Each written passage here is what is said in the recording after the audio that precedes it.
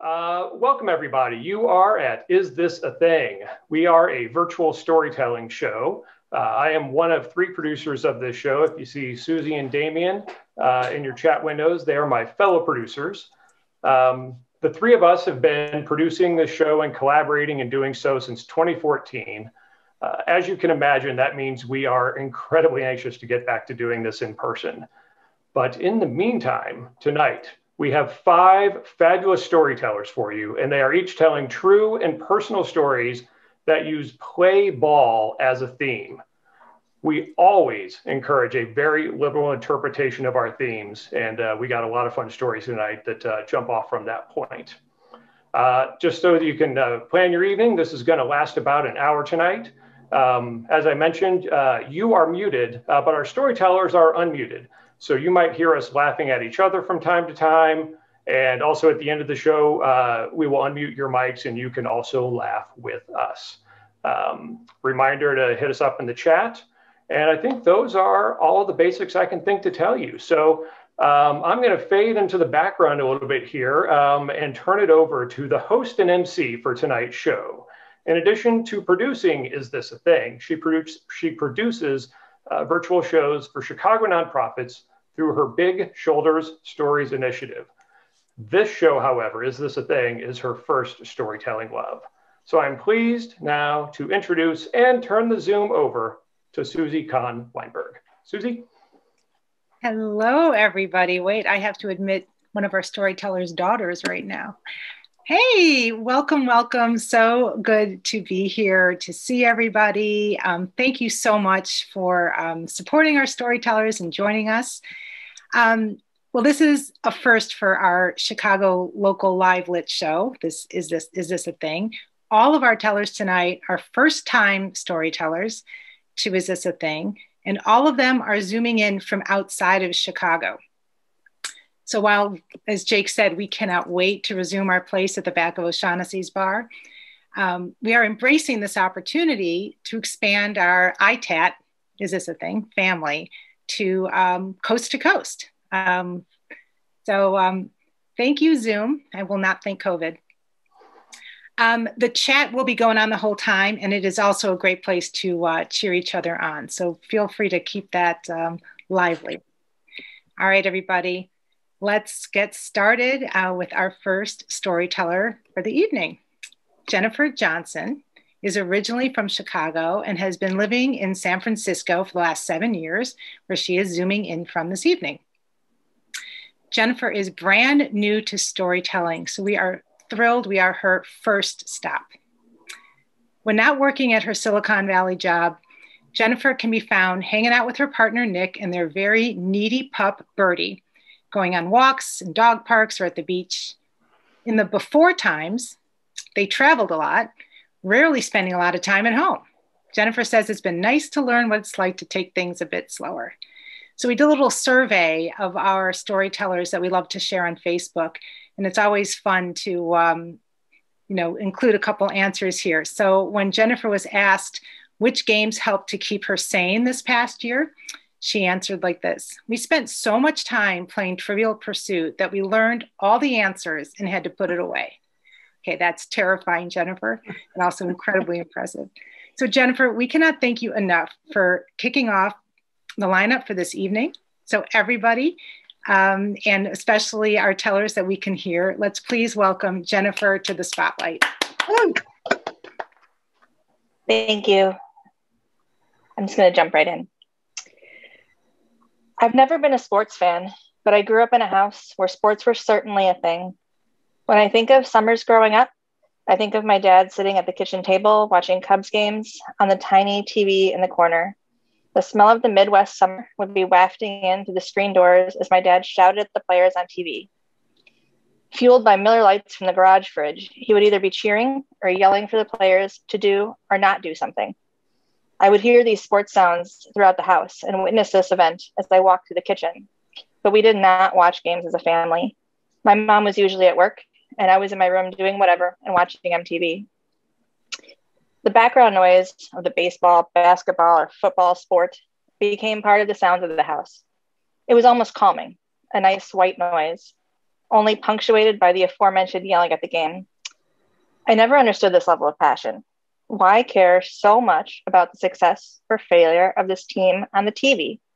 It had absolutely no impact on what was going to happen in our lives.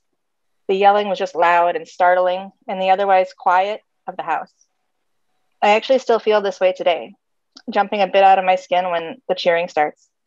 Why do people care so much? Well, it turns out, even though I was raised in a house where sports were watched year round, I definitely did not grow up to be a team player. As well as an only child, I grew up with a smaller extended family. We were the type of family that saw each other mostly on holidays, so we didn't really know each other that well. I was a quiet, shy kid, so I did not feel comfortable around these people I didn't know. I felt constantly judged for who I was. Was I wearing the right thing? Was I talking to anyone? Was I acting normal? Now, you might think I'm being paranoid. I had even gotten to a place where I thought it had just been my anxiety that made me remember my childhood this way. However, I was reassured that my memories had been accurate when a family member told me at the dinner after my father's funeral, "We were worried about you when you were younger, but you turned out really well." Growing up, you always think your situation is what everyone's situation is. However, as I've become an adult, I've seen and heard these stories where families spend time together, like on purpose. They have a lot of memories together, they know each other well, and even support each other. What is that about? Now, to be fair, I did have a close relationship with my mother and still have a good relationship with her sister. It wasn't all doom and gloom, but I certainly didn't feel like I had a team that I was part of growing up. Looking back, I now realize that the feeling of going at it alone has continued into my adulthood. I lived alone a lot in Chicago as a young adult, tried to start a career post-college. When my mother got sick with terminal cancer, I received a lot of support from my friends, but there wasn't much family around. My dad couldn't handle himself when my mom got sick, so it was often just me taking care of her at home or sitting at the hospital. After my mom passed, my dad really fell apart, and it got even lonelier. He had some really tough problems and offended a lot of people, so there weren't a lot of people lined up to help me with him. During these times, sports came back into our lives. Alone with my dad, I tried to use sports as a connecting point to give him something positive to focus on. When was the next Cubs game? I would ask him. How are the Blackhawks doing? I'll find that schedule and send it to you so you can watch. I spent time looking up scores and texting my dad about how teams were doing. Even though I now knew what was going on with sports, I still didn't feel that team excitement. I was really using it as a means to an end. My father died in November of 2019. Being without both parents is even a different type of alone, which I certainly didn't have time to adjust to before a global pandemic hit a few months later, sheltering me in the house with my partner, Nick, and my amazing dog, Birdie, for a year. I have loved sheltering in place. Life is quiet and simple. I get to do art and take walks on the beach on the weekends. However, I think that the evidence shows that this year has not helped me in opening up and developing a stronger team spirit mentality. For example, a few weeks ago, I was asked to participate in the storytelling event. Yes, the one we're at right now. I agree, assuming that I won't really have to talk to anyone in the process. I'll show up, say some things, and walk away. I can do that. I do that all the time at work. A couple more weeks go by, and I learn that there's a workshop in advance of the storytelling event where there's sharing and meeting new people. Yes, the people here now. Alarm bells start going off in my head. Is this not an individual activity? I was somehow totally okay with writing something to tell strangers and never see them again. But I had to be brought around to the idea that this was something that we do as a team, and that part of the idea is to support each other to be successful. So here I am telling you the story in real time. So I'm not sure how it's going to go or how I'll feel about it. I have realized, though, that I might have some work to do. It might be time to look at expanding my one-person team. It might even be the case that people in my life think they're already on my team, but I just haven't acknowledged it yet. Like, we're all out on the same field, and I just haven't realized we're all on the same side yet. I'm not sure where this discovery will take me, but I'm here in front of you now and hopeful. I celebrated with my dad when the Cubs won the World Series in 2016. And if that was possible, then creating my own winning team must certainly be possible. Thank you. Oh. Awesome. Oh, nice. Nice job, Jennifer. Oh my gosh. That was great. I love how meta that was. All of us here are part of that amazing story. I think that might be a first. And you rocked it. And all I can tell you is, Jennifer, welcome to Is This a Thing team. Thank you. I'm happy to be here now. Oh, fantastic. Fantastic. Thank you. I'm going first. That's no small effort. All right. Well, now we are warmed up. And Jennifer, if you haven't already, take a look at the chat. You're getting a lot of love. Next up is Pam Monk. Pam lives in Pittsburgh. She is the founding member of State of the Story in State College, Pennsylvania, and is now part of a not-for-profit storytelling organization, aptly named Storyburg in Pittsburgh. And she just told me everything in Pittsburgh is Berg. I thought, oh, Storyburg, that's adorable. She's like, yeah, you should go to Pickleburg. So that's Pittsburgh for you. Pam is a teacher, a writer, and a storyteller. And she says, I have made many key life decisions based on the story they would tell, including the incident I'm relating this evening. So in the little survey, when we asked Pam, what motivates you to start your day to get out there and play ball? She replied, the Pamelopolis isn't going to run itself. So there's always stuff that needs spending. Not sure I pronounced it right, but we get the idea. Pam, welcome. The spotlight is yours. Thank you. All right. Well, the theme is play ball, and this is about a time I didn't. It's the summer of 1971, and I am 19. I am riding shotgun in Paula, a Robin's Egg Blue 1965 Volkswagen Bug, piloted by my then fiance, David. We are heading back to Jersey City from Long Island after a rip-snorting Donnybrook between me and my parents over the wedding that is supposed to be happening in early September. David is shell-shocked. He comes from a very quiet WASP family where voices are generally not raised at the dinner table, at least when everyone is sober. In my family, a sprawling Southern Italian clan, no one needed a drop of alcohol to raise a ruckus. But this fight was extra. Adrenaline coursing, I have this electrifying epiphany. I'm trying to make everyone happy, and no one is. The only person I know how to make happy is myself. Now I'm going to back up. I am a bookworm. I was then, and I am now. It's probably my mother's fault. She named me after a book, Pamela, which English majors assure me she couldn't possibly have read, given Richardson's treatment of the eponymous heroine. I read to escape. I read to escape. And not that I have had a hard life by any rational definition, but even so, losing myself in books was and is essential to my survival. One day, when I was 15 or so, my mom interrupted my prattling about something to remark, you know, Pamela, you are a little weird. I prefer to think of myself as romantic. Now, David and I had been carrying on an epistolary relationship for the 3 years he had been in college, maintaining against the odds our high school romance. It struck us one day that we were wasting good time and we could take our fate into our own hands. We announced that we planned to get married. I would drop out of college and we'd spend his senior year together, and then I'd go back. My parents reacted with fury, which didn't deter me, much to their puzzlement. But my folks still lived in a transplanted to the US version of feudal, patriarchal Sicily, where you alienate your family at the literal peril of your life.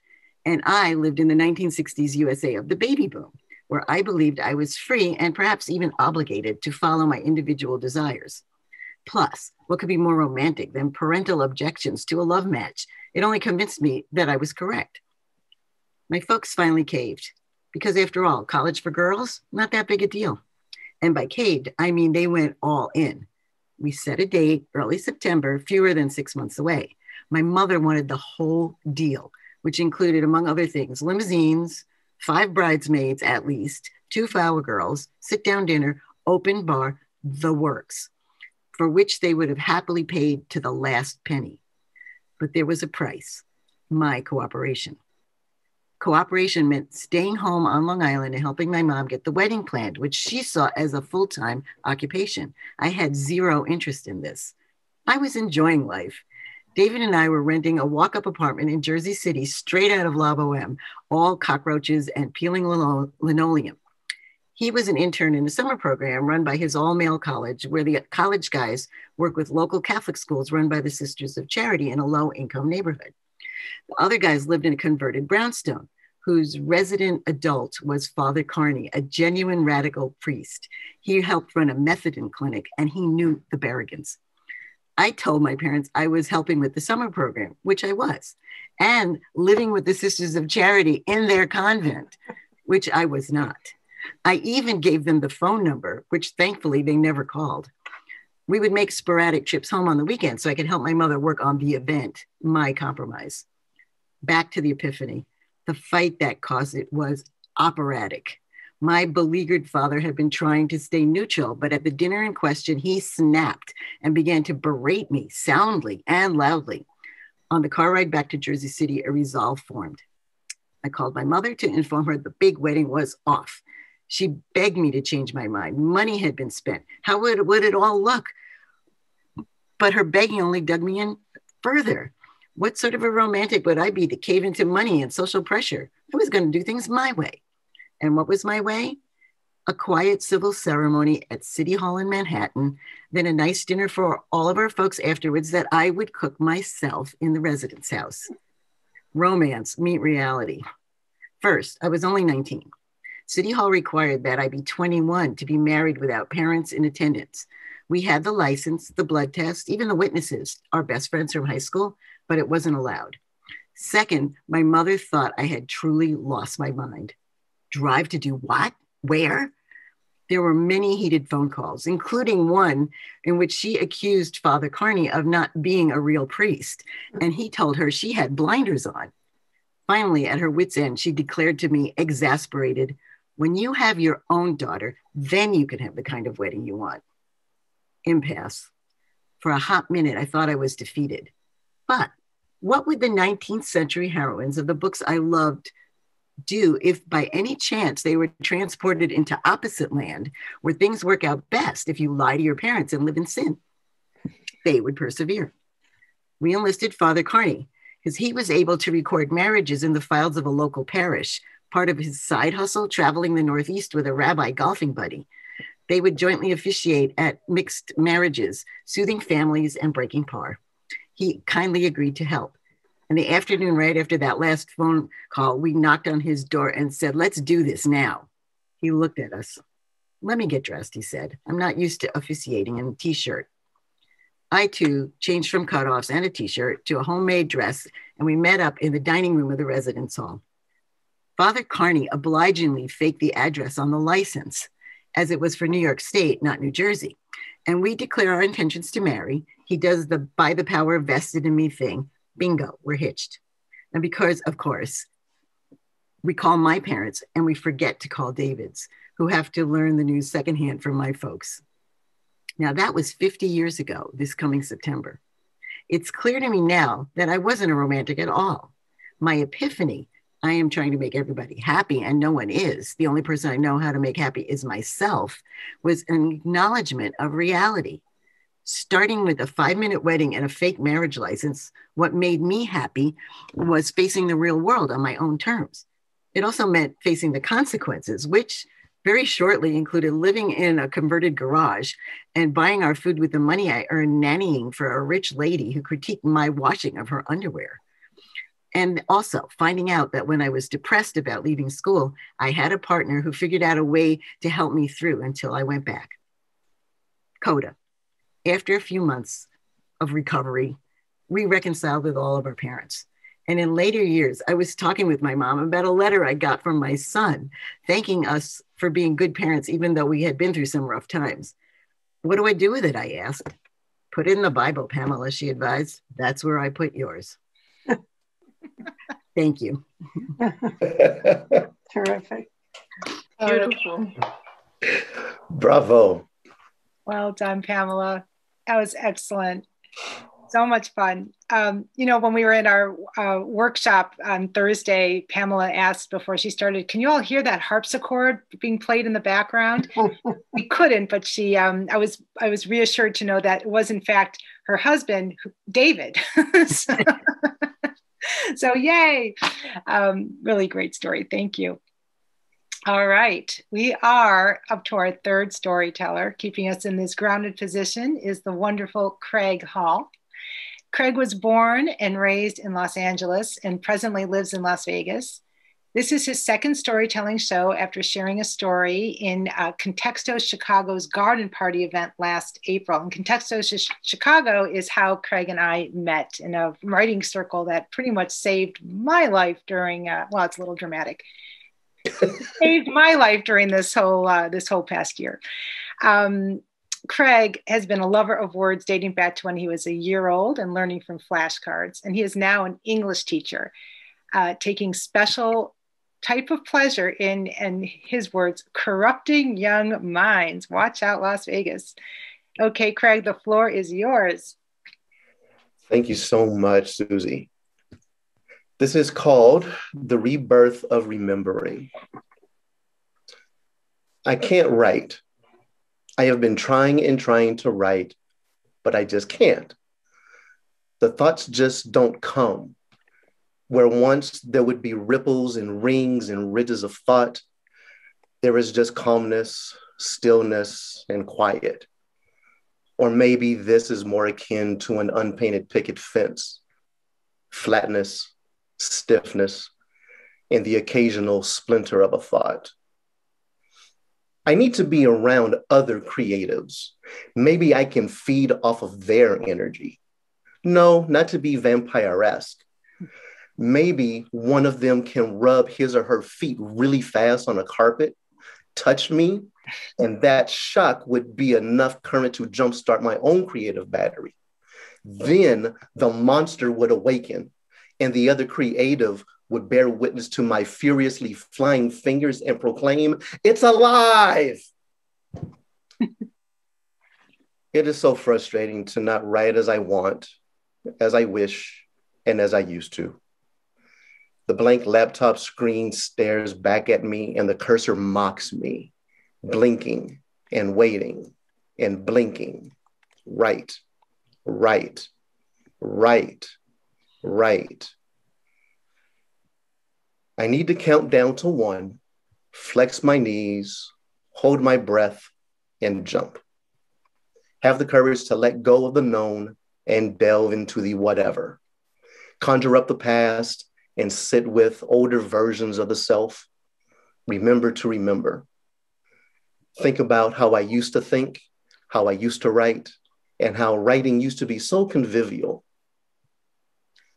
When I allowed the remembering to happen, the giant too heavy typewriter with the avocado colored case, which came with the convenient handle for easy transport of the behemoth, comes to mind. As a young teenager, I would not carry the monstrosity to the living room.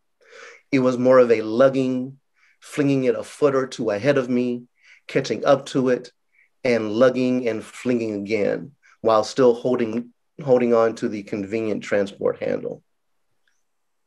During those beginnings, I did not play ball because of the love and the passion. I played because of curiosity. Back then, the process took time, and I wondered why so many took so much time. The making sure that the margins were set correctly, the turning of the dial to load the newly bought white paper that was handled with care so no fingerprints could be detected, the slowly and gently laying down of the bar that held in place the aforementioned pristine landscape that was yet unspoiled. All of this before the first thought traveled down the arm, past the crook of the elbow, and flew into the digits resting in the proper beginning position on the keys.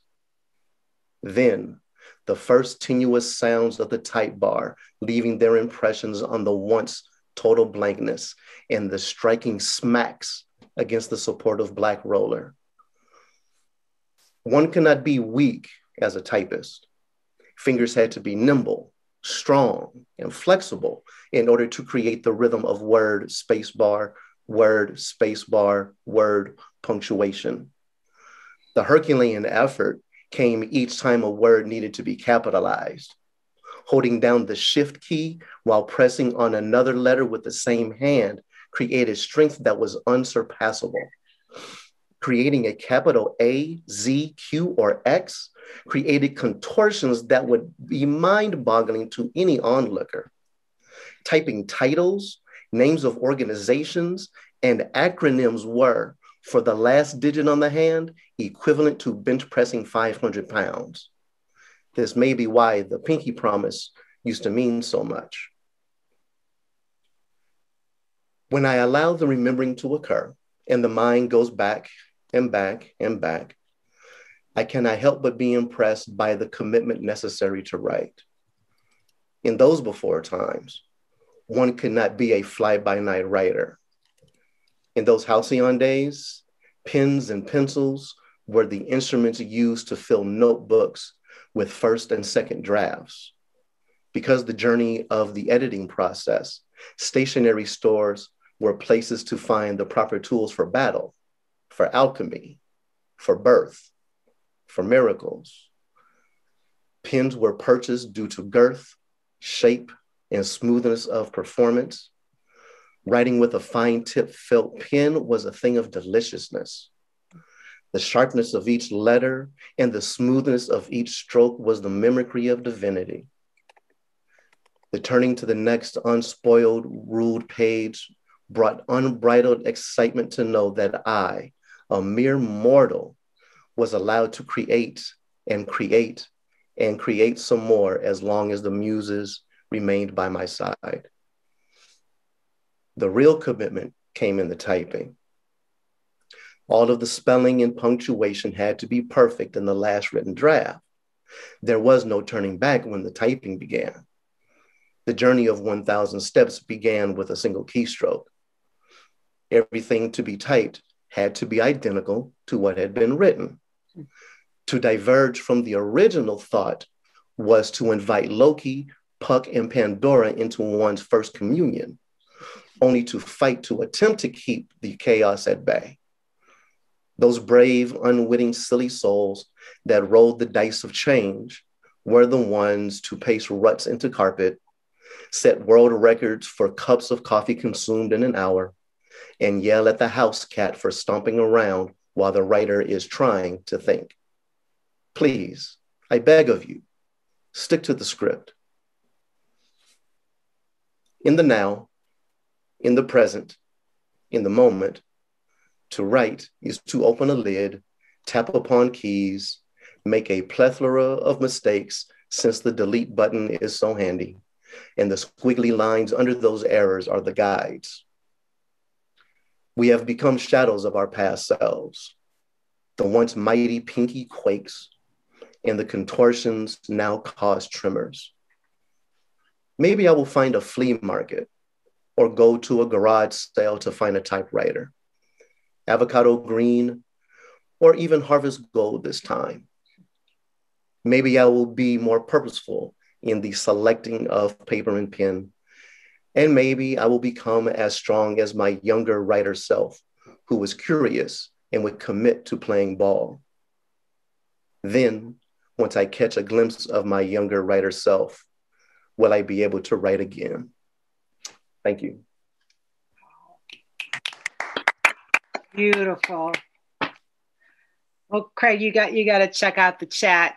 That was lit up. You are indeed a writer's writer, lover of words. Thank you for taking all of us, but those of us that actually got every keystroke of that typewriter imagery in our heads, back to the clackety clack of my youth. And you give a whole new meaning to flexing the writing muscle. That was one of the teachers that Jake and I had when we met would talk about, the writing muscle and always exercising it. Well, I guess it starts with the keys, with the fingers. Beautiful, amazing. Thank you so much. Really. Thank you, everybody. Awesome. Well, next up is the wonderful Queena Hall. Queena is also originally from Southern California and now calls Las Vegas home. A year ago, she too told a story with Contexto Chicago. And again, that's where we met. And now she's joining us to share her beautiful words tonight.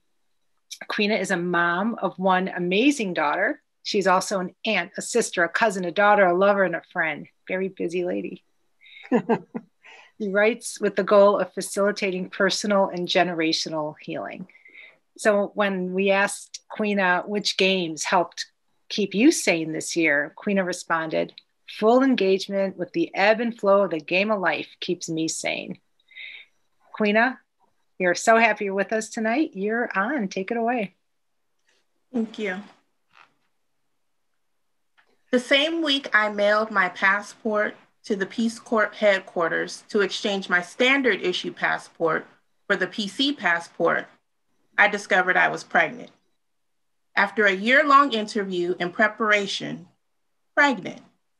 Let it go. Pregnant at the age of 35, newly divorced and recently extracted from a very different situationship. This situationship was a brief space that bloomed from my feeling lost and disillusioned about romantic relationships. It was in this space that the Most High decided to laugh at my international game plans. This was my 5th pregnancy. After years of multiple disappointments and false starts, this one, with all the markings of wrong time, would turn out to be my only birth experience.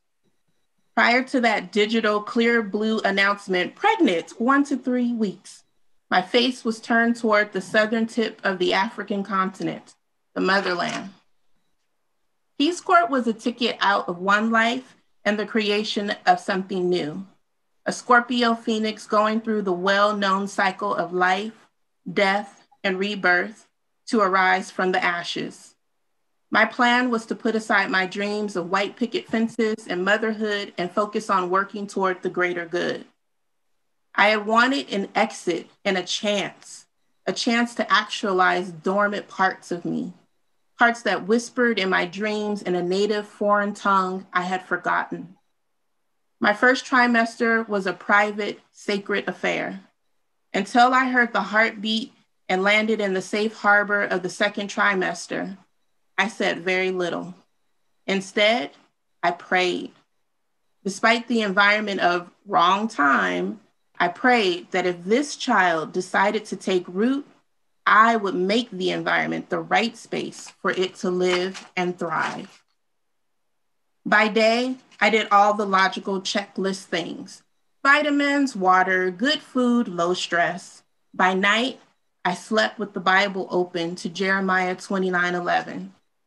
For I know the plans I have for you, declares the Lord, plans to prosper you and not to harm you, plans to give you hope and a future. I surrendered to this scripture. I surrendered to spirit baths to cleanse away old pain from a womb that, until then, felt like a tomb. I surrendered to the comfort of my maternal ancestors, those warrior women on the spirit realm who held watch over me while I slept. My great-grandmother Hannah, patting my back and filling the air with the scent of tobacco snuff, peppermint, and butterscotch candies. My Aunt Dorothy, massaging my feet. My mother, Thea, her quiet presence lightly filling the room. And my Aunt Bee, a tiny woman with the spirit of a raging tiger, guarded my bedroom door. These women, so dominant in my life as they walked the earth, came to me at the most vulnerable space. They shrouded me in my personal Merkaba until I possessed the energy to hold the space alone. And what I now know, they held the space for my daughter as well, their daughter, to come through my evolving portal for the good of this magical line. As springtime bloomed and ripened, my surrendered prayer grew bold. This child had taken root, and my spoken request became a mantra. Dear Lord, only 3 things. That's all I ask. Number 1, please do not let her heart stop beating before my last heartbeat. Number 2, please have all of her physical parts in the right place and in forever working order. 3, please, please, please let her be an intelligent human being because, well, Lord, you know me. By the time I arrived to the final trimester, My feet were swollen like fresh loaves of bread. My belly was so large and round that it served as a table for my dinner plate. My mind was clear, my smile ever present. My heart beat strong, determined, and in sync with my daughter's. And we danced. Besides food and her father's voice, nothing made this little girl flip, twirl, and dip more than music. Celia Cruz, Tina Marie, belly dancing grooves, or African drums, we danced.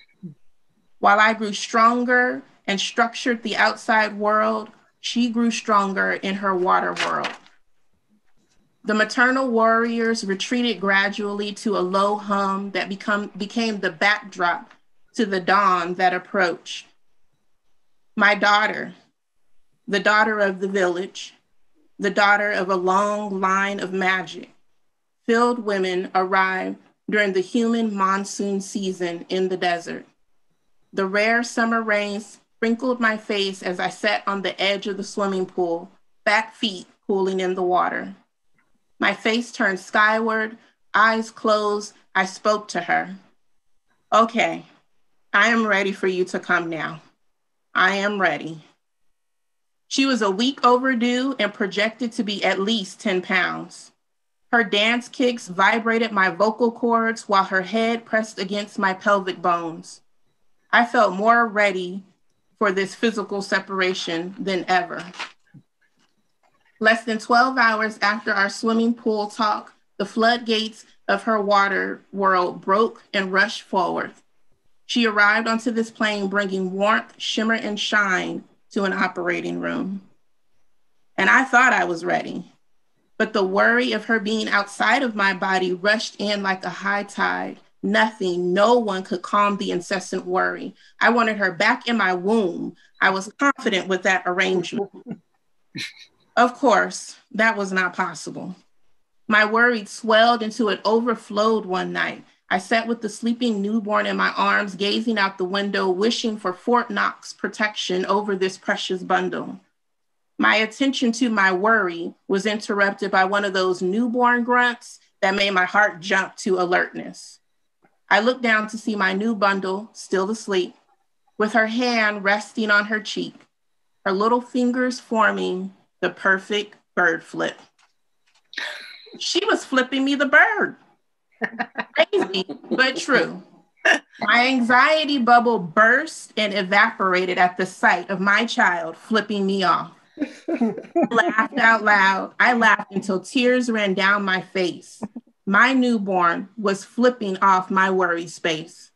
I snuggled her close, still laughing, and I swear I could smell a faint smell of tobacco snuff, peppermint, and butterscotch. I inhaled deeply and exhaled with a sigh. Jeremiah 29:11. Plans were laid. All I needed to do was surrender to this new motherhood adventure and play ball. Thank you for listening. That's what I want to hear from Craig. Queena, that was amazing, amazing. You took us into your life, into your ancestral life as only you can do. And that was just beautiful. And I am so glad that I've met your daughter a few times. So really beautiful. Thank you so much. Well, it's happening, you guys. It's happening.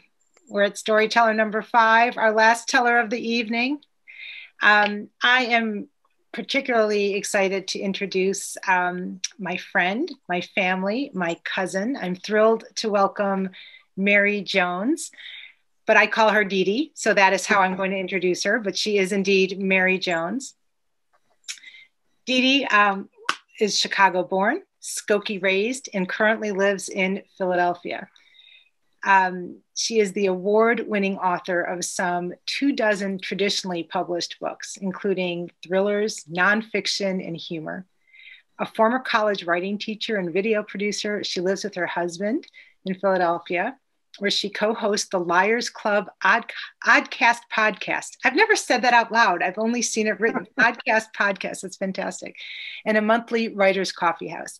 Please visit her website, Mary, and that's spelled like Merry Christmas, Merry, maryjones.com. So when we asked Dee Dee what motivates you to start your day to get out there and play ball, Dee Dee answered, some days I don't. But when I do get up and out, it's because I don't want to disappoint the spirit of my grandmother who believed in getting up and out and doing. And with that, Dee Dee, welcome to the spotlight. Thanks, Susie. So you're living your life, you're playing ball, you're following the rules, you're making some hits, you're getting some misses, and then a ball comes at you that changes everything. And that happened to me my senior year of high school. It was the 60s, but before free love, before the women's movement, way before Me Too. I was a teenager and I ran for homecoming queen. Not that I was the type to be homecoming queen, but I wanted to be in the game. So I ran and I lost, which was no surprise. I expected to lose. But the problem wasn't that I lost. It was that my boyfriend, who was in his college football team, had an away game the weekend of the homecoming dance. And I had to go to the homecoming dance because I wanted to be in the game. I was not a sore loser and I didn't want to appear to be a sore loser. So I had to go. And I didn't have a date because all my guy friends had their girlfriends they were taking. And my boyfriend was away, so I had to get a blind date, which was not easy. And in those days, there was no way a girl could go to a dance unescorted or with another girl, for God's sake. So the only solution was a blind date, and that was not an easy thing. So until Uncle Jack said that his golf pal had a grandson who would escort me. So fine, I had a date, Rusty Slade. And the day of the dance, I get all dressed up in my semi-formal gown and my high heel shoes. I get my hair done, my nails done, and I'm ready, and the doorbell rings. And there's this guy in jeans and a work shirt, not dressed for a semi-formal gown, dance, but I had to go. So I figure, okay, I'll go, I'll ditch him, I'll make sure everybody sees me. And then at coronation, we'll split. I'll just say it's time to go.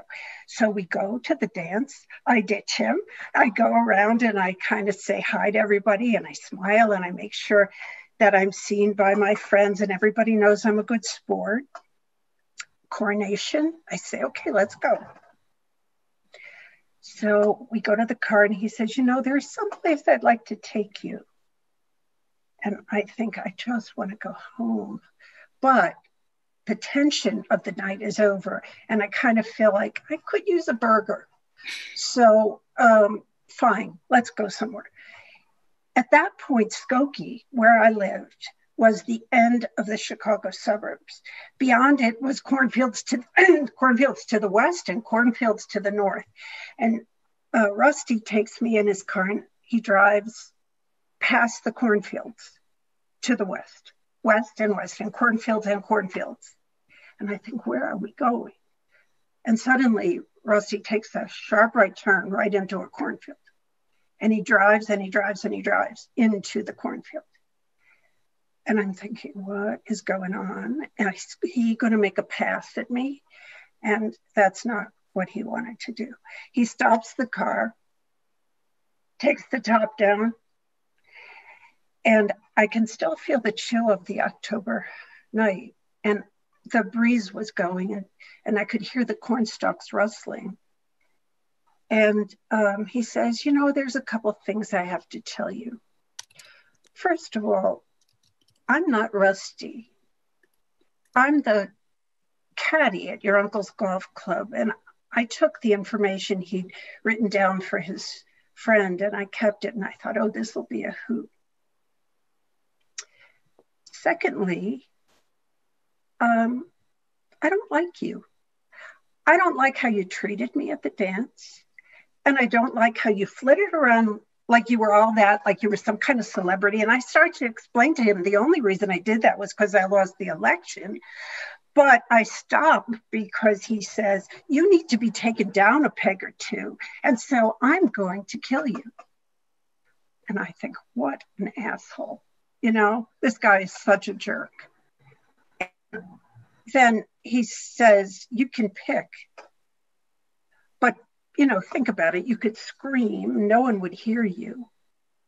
And I listen, and the night is very silent.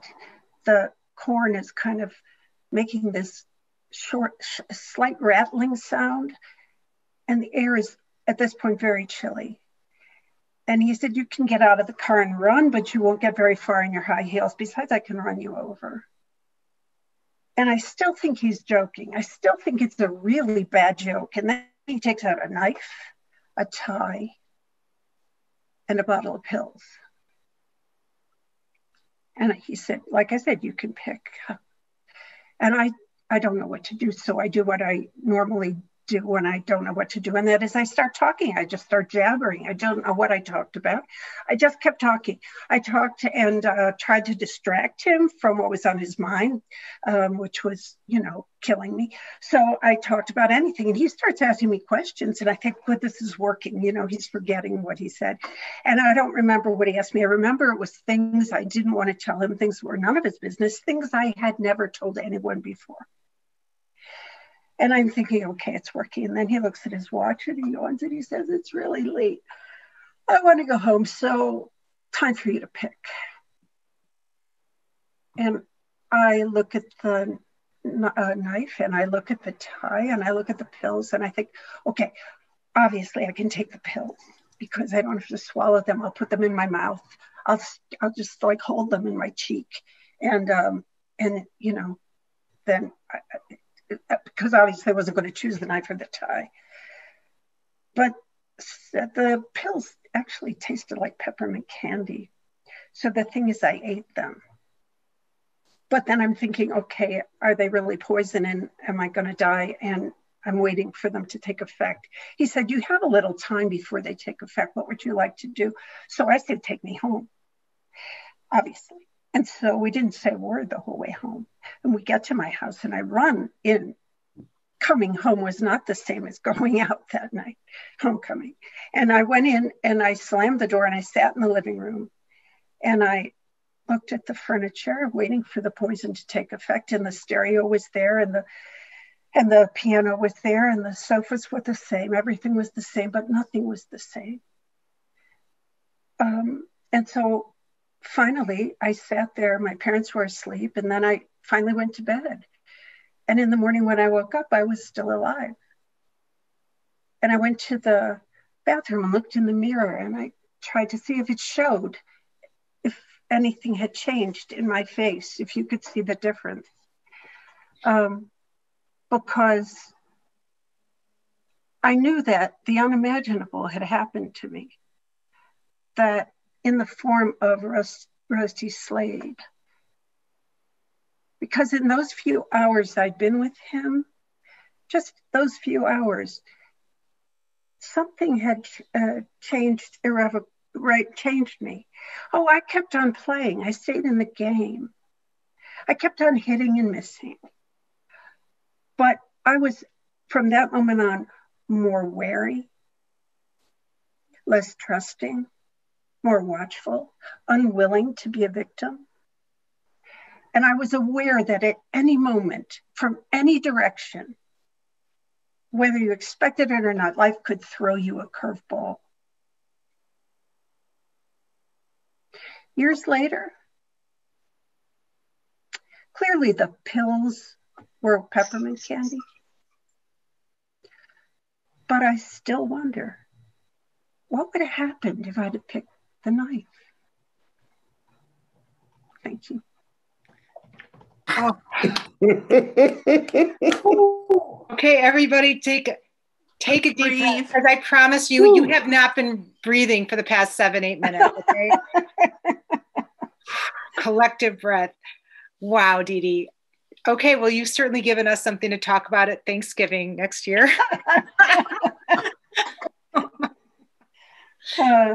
And I think that gives us all a little insight in how you did end up becoming a novelist, a writer of thrillers. That was incredibly gripping. And thank you for that, and thank you for bringing us home tonight with your homecoming story. So let's open up the mics and give some noise to our 5 storytellers, to Jennifer, Pam, Craig, Queena, and Dee Dee for sharing with us tonight. I think we have the power to do such a thing. I think all our mics are open. Is that right? They should be open. All right. Woo! Thank you for letting me. Awesome. Wow. I want to thank my dear friends and co-producers, Jake and Damien. Damien, who we haven't seen yet, but he has made sure that we've all been seen and heard, just like he does for us every month at O'Shaughnessy's. He's been doing this with Zoom, and he's amazing.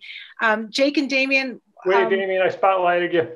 There you go. But you guys want to say a couple words for goodnight? I just want to thank everybody. It's been a ball. Jake, Damien. Thanks, everybody, for coming. And just glad everyone was able to make it tonight. I'll add my thanks. I put our link to our website in the chat a few times. Get in touch with us if you want to get involved with storytelling through us, or we're happy to point you in a good direction.